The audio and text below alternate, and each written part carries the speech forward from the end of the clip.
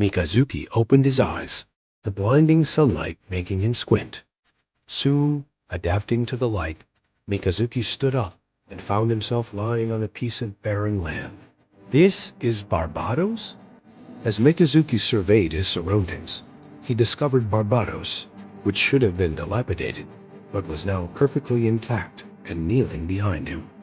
Its overall blue and white color scheme, sharply angled head with two yellow antennas resembling wolf ears, light green eye monitors that could project images into the cockpit, and a red sensor integration block on its chin, made the entire mobile suit resemble a lone wolf. He frowned tightly, looking at Barbatos, which was identical to how it looked when he first piloted it, recalling what had just happened. I should have been, while covering everyone's retreat. Why am I here? And Barbatos is fine too. What's going on? Mikazuki got up and surveyed his surroundings again, his brows furrowing even deeper. He and Barbatos seemed to be on a battlefield that had ended long ago. The area was littered with metallic wreckage, clearly identifiable as various MS parts: hands, heads, legs, armor, weapons. All sorts of destroyed MS components were scattered on the ground. This isn't Mars. Where exactly is this? However, the next moment, Mikazuki's expression turned to one of shock. He stared blankly at the right half of his body, his right leg, right arm, and he blinked his right eye. I can move, I can see. What's going on? I should have. The right half of his body should have been taken by Barbatos. Only when connected to Barbatos could he regain the sensations and vision of the right half of his body. But now, he wasn't connected to Barbatos. He carefully observed Barbatos. It wasn't in its Rex form either. It was in its initial, original state when he first activated it. Next to it was a hammer mace, his favorite weapon, stuck in the ground. Looking at his right hand, moving freely. What exactly is going on? He, who had always been disinclined to think, was now bewildered. Even if he wanted to think of nothing, he felt something was wrong. He had clearly been fighting on Mars against Chongaron, gravely injured and on the verge of death, with the right half of his body paralyzed. Why was he now perfectly intact in this unknown place? Is it Earth? Since it wasn't Mars, it could only be Earth. But how did he get to Earth? And he was in a battlefield.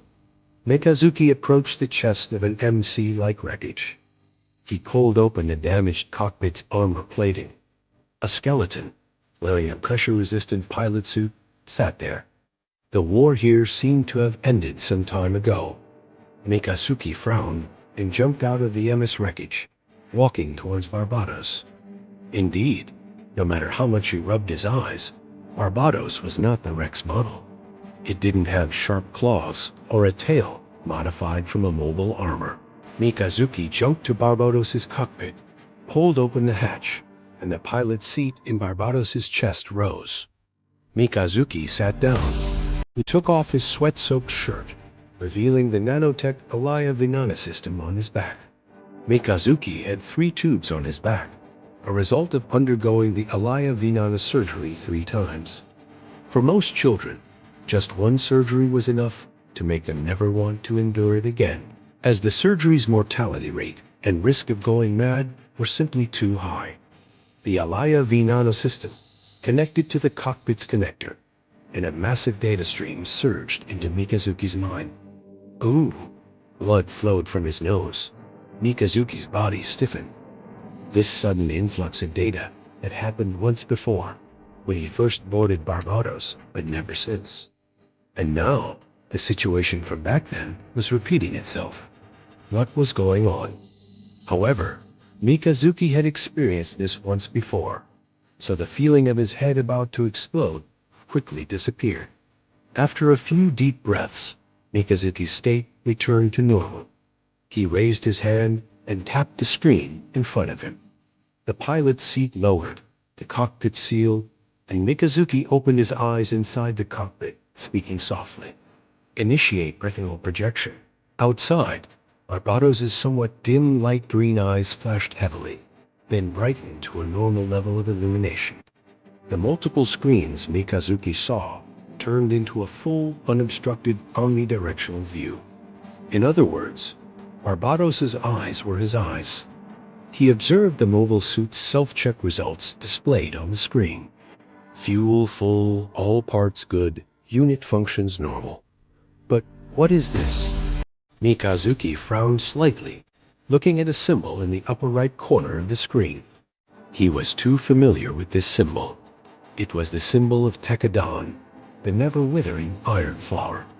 I remember this symbol wasn't there originally. Did Old Man Naze add it when he programmed the system? He reached out and tapped the symbol. The external projection in Mikazuki's eyes suddenly went black. What's going on? Mikazuki tapped the blacked out screen a little frantically, but there was no response. Damn it! Is it broken? Hey, Barbatos!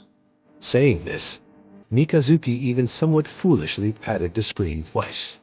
Hey, Mikazuki, are you trying to break me? A frustrated voice echoed in the cockpit. Mikazuki's expression froze.